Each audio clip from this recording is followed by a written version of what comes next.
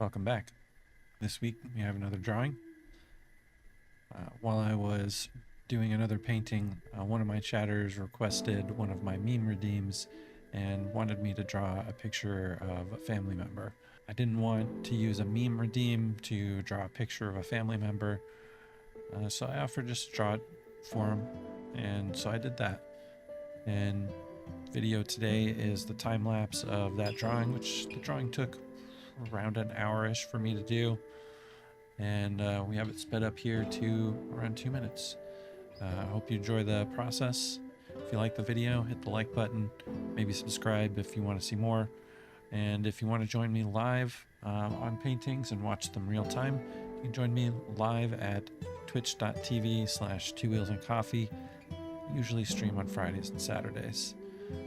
Anyways, thanks for watching. Enjoy the video.